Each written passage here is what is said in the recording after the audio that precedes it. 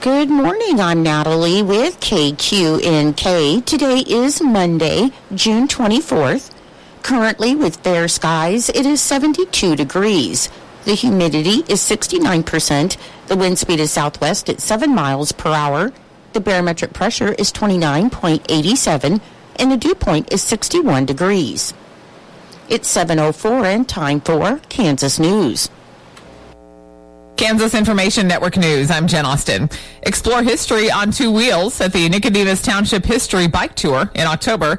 JP Bizette has more. This unique event features two scenic routes, 21 or 33 miles through northwest Kansas's rolling hills. Riders will discover historical sites, including old schools and homesteads. The long ride even stops at St. Joseph's Catholic Church in DeMar. After the ride, enjoy a meal, live music, and a documentary. Early registration by September 27 is $60, which includes a T-shirt. Late registration is $70. Don't miss this historical adventure. Crews were using a crane to install a light pole for a highway off-ramp Friday morning when the crane overturned and caused fatal injuries for one of the workers. Kansas Highway Patrol investigators think one of the riggers failed. The vehicle became high-centered and overturned on its passenger side. It happened at the junction of U.S. Highway 69 and U.S. Highway 54, just north of Fort Scott. The worker died at the scene. This is Kansas Information Network News.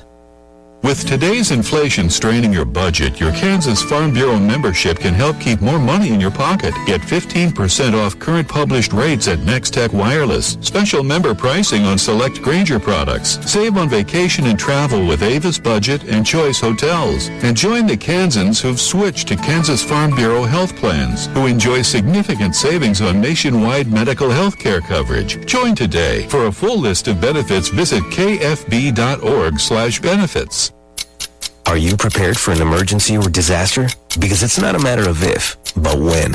Don't find yourself saying, I'll trust water bottles and a flashlight to save the day, but I'll be proved wrong. With a tornado approaching, I'll realize that I like a wheelchair-accessible shelter. When the floodwaters rise, I'll be up in the attic with 20 cans of beans. It's a recipe for disaster. Let's prepare so we all have a better story to tell. Get started at ready.gov/older adults. Brought to you by FEMA and the... Good morning, I'm Natalie Hadley with your KQNK News. Brought to you by Edward Jones Investments. Philip Eisenhagen is your financial advisor here in Norton. Governor Kelly has signed Senate Bill 1, which is bipartisan legislation that will provide tax cuts for all Kansans without threatening the state's long-term fiscal health. The bill reduces property and income taxes, immediately eliminates the state tax on Social Security income, and increases the standard deduction for the Child and Dependent Care Tax credit. Governor Kelly said she appreciated the legislature's quick work to pass this tax relief package, as Senate Bill 1 provides significant tax relief while preserving their ability to continue fully funding Kansas's public schools, roads and bridges, and the state water plan. The governor also signed House Bill 2001, enabling the use of the sales tax and revenue, or STAR bonds, an economic development tool to expand Kansas's portfolio of professional sports teams. STAR bonds allow the issuance of bonds to finance the development of major commercial, entertainment, and tourism projects, and the bonds are paid off through the sales tax revenue generated by the development. Governor Kelly said that by modifying the STAR bonds program, one of Kansas's strongest economic development mechanisms, lawmakers have crafted a viable option for attracting professional sports teams to Kansas. On Thursday, June 20th at 7:47 p.m., the Hayes Police Department issued a silver alert for 66-year-old Randy S. Gutermuth. And since the silver alert was issued, Ellis County law enforcement members had been searching for Gutermuth. On Sunday, members of the Hayes Police Department, with the help of members from the Kansas Search and Rescue Dog Association, located Gutermuth's body south of Hayes, and he was deceased. The Ellis County coroner has ruled Gutermuth's death an accidental drowning, and on behalf of his family, they would like to thank everyone for their assistance. No further information has been released at this time. Preliminary estimates reported by the Labor Market Information Services, a division of the Kansas Department of Labor and the Bureau of Labor Statistics, shows a seasonally adjusted unemployment rate in Kansas of 2.9% in May. And this is an increase from 2.8% in April and an increase from 2.6% in May of 2023. Seasonally adjusted job estimates for Kansas indicate total non-farm payroll employment increased by 100 from April and total non-farm includes private sector and government employers, with private sector jobs decreasing by 300 over the month and government increasing by 400. Since May 2023, Kansas's seasonally adjusted total non-farm jobs have increased by 24,000, and this change is due to an increase of 18,700 private sector jobs and an increase of 5,300 government jobs. Since May 2023, Kansas's seasonally adjusted total non-farm jobs have increased by 24,000, and this change is due to an increase of 18,700 private sector jobs. Locally, the unemployment rate in Phillips County was 2.7%, Decatur County 3.8%, Graham County 3.1%, Sheridan County 2.5%, and Norton County 2.4%. The Kansas Department of Agriculture has funds available for certified organic operators through the National Organic Certification Cost Share Program, or NOCCSP, where farms, ranches, and businesses that produce, process, or package certified organic agriculture products may be reimbursed for eligible expenses. The purpose of the NOCCSP is to defray the cost of receiving and maintaining organic certification under the National Organic Program. The Kansas Department of Agriculture may provide reimbursements to certified organic operators for 75% of their operations' total allowable certification costs, up to a maximum of $750 per certification scope, and scopes include the areas of crops, livestock, wild crops, and handling or processing. It is the mission of the Kansas Department of Agriculture to support all facets of agriculture, including lending support to those who wish to market and sell their products as certified organic. For more information, you can go to the Kansas Department of Agriculture website at agriculture.ks.gov/OCCSP or contact the Kansas Department of Agriculture Grants Coordinator, Brittany Grother, at 785-564-6797. In Nebraska news, the Nebraska Game and Parks Commission approved the 2025 season on Friday at its meeting in Ogalla and decided that mountain lion hunting will be allowed in the Wildcat Hills near Scotts Bluff for the first time, and hunters can also go to the Pine Ridge and the Niobrara River Valley. Nebraska held its first mountain lion season in 2014. Each year, the commission meets to determine if the cougar population is high enough to support another hunting season, and Nebraska Game and Parks estimated that there were 70 mountain lions in the Pine Ridge in 2023, more than double the population in 2021, according to the latest estimates. There were 27 mountain lions in the Niobrara Valley and 24 in the Wildcat Hills. The season is scheduled to run from January 2nd through February 28th. However, if the overall limit or female limit is reached in an area, the season will end immediately there. In the Pine Ridge, the limit is 12 mountain lions and 6 females. In the Niobrara Valley, it's 4 and 2 respectively, and in the Wildcat Hills, the limit is 3 and 2. Up to 1,520 hunting permits will be available by lottery, and if the harvest limit is not met by the end of the season, Game and Parks will offer another season from March 15th to the 31st. For more information on the mountain lion hunting rules, you can visit the Game and Parks website at outdoornebraska.gov and search for regulations. An Arizona man was caught in Seward County on Wednesday with more than 9 pounds of heroin. A Seward County deputy pulled over a Toyota Corolla at 1 p.m. for a traffic violation on Interstate 80 just north of Pleasant Dale, and the Seward County Sheriff's Office reported that the deputy became suspicious of criminal activity and asked for consent to search the car. The driver, Fernando Izay Perita Perez, denied to consent, so a canine was deployed, and deputies said the dog gave a positive response, and a search of the car then revealed more than 9 pounds of heroin. According to officials, the street value of the heroin is $515,000, and Puerto Perez was taken into custody and charged with possession of a controlled substance with intent to deliver. He was lodged in the Seward County Jail.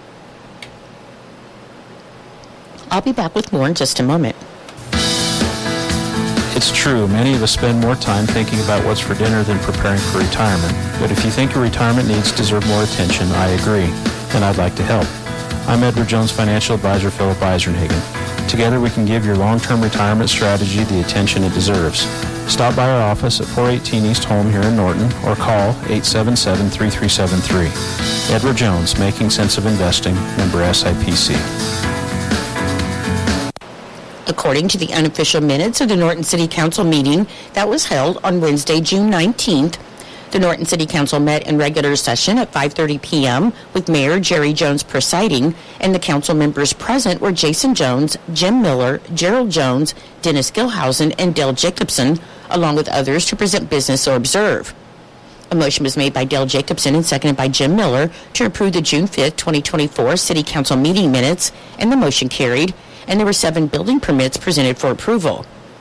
David Davis of Boxler Insurance Agency presented and delivered the 2023-2024 dividend check in the amount of $16,196.77.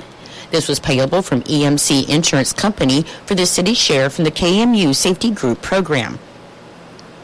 Dallas Goslin with Norton County Economic Development presented the 2025 Economic Development Budget for review, and a motion was made by Dennis Gilhausen and seconded by Dale Jacobson to accept the 2025 Economic Development Budget as presented. The motion carried. Jason Davis with the Norton Mini Speedway requested permission to pour a cement slab for their go-kart scale. Jason measured the speedway area and stated that the location of the slab falls within the specified perimeters allowed for their use in the lease agreement with the city. A motion was made by Dale Jacobson and seconded by Jim Miller to approve the requested concrete slab for the Norton Mini Speedway, and the motion carried. Chief of Police Jay Sharp reported on department activities, and Jay also gave a reminder that the ATV sticker renewals are due by the end of June. City Administrator James Maru presented a bid for the removal and replacement of the existing storefront and door at the United office located in Washington Square. A motion was made by Dennis Gilhausen and seconded by Dale Jacobson to accept the bid of $15,755 from Norton Glass for the removal and replacement of the existing storefront and door at the United office. The motion carried.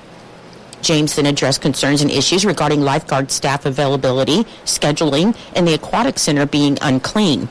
James stated that these concerning issues have been addressed and they are working to resolve them. He also reported that the pool heater has been ordered and may arrive sometime mid to late July, and it could potentially be operational in August. Gerald Jones reported that a Public Safety Committee meeting was held to discuss the recent issues and concerns in the city, including the incident on West Main Street involving some unknown male individuals. Gerald stated that it was simply a discussion and there were no actionable items. Jason Jones proposed the idea of having the city departments provide monthly updates to the council, recording every agenda point in the council meeting minutes and publishing the unofficial council meeting minutes on Facebook and the city's website soon after the meeting. The discussion was held on those ideas. A motion was made by Jason Jones and seconded by Dale Jacobson that James Maru provide regular updates from city departments to the council monthly. The motion carried. A motion was made by Jason Jones and seconded by Dale Jacobson that agenda points of discussion in open council meetings be recorded in the regular meeting minutes. Dennis then asked if it was to be recorded in detail or by title, and Jason stated by title. The motion carried. A motion was made by Jason Jones and seconded by Dale Jacobson that they work toward having the unofficial council meeting minutes be posted as soon after meetings as possible on the city's website. Mayor Jones asked what the time frame would be, and Jason stated that he would like them posted at the same time as they are sent to the newspaper and radio. And the motion carried. Dale Jacobson stated that there will be a Parks Committee meeting on June 27th at 4 p.m. where they will further discuss burials in the original addition of the cemetery as well as discuss the aquatic center. Dale also stated that he will be scheduling an ad hoc committee meeting soon, and Dennis Gilhausen scheduled a Finance Committee meeting at 3 p.m. on July 1st. City Clerk Alex McKenna provided an update on the Water and Sewer Fund and method of payment for the upcoming water and sewer refunding bond and SCADA system lease purchase payments. A motion was made by Dennis Gilhausen and seconded by Dale Jacobson to approve appropriating ordinance number 12 as a whole, and the motion carried, and the council then adjourned at 6:27 p.m. I'm Natalie Hadley. Your KQNK News was brought to you by Edward Jones Investments. Philip Eisenhagen is your financial advisor here in Norton. Your KQNK weather forecast for today: it should be sunny and hot with a high near 104 and a south wind of 10 to 15 miles per hour. For tonight, there's a 20% chance of showers and thunderstorms before midnight. Otherwise, it'll be partly cloudy with a low around 71 and a south wind of 10 to 15 miles per hour. On Tuesday, it should be sunny and hot with a high near 100. On Wednesday, sunny with a high near 91. On Thursday, there's a 30% chance of showers and thunderstorms. Otherwise, partly sunny with a high near 90. On Friday, a 20% chance of showers and thunderstorms after 1 p.m. Should be mostly sunny with a high near 95. On Saturday, mostly sunny with a high near 84. And on Sunday, there's a 20% chance of showers and thunderstorms. Otherwise, it should be partly sunny with a high near 86. Currently, with fair skies, it is 73 degrees. It is 7:20.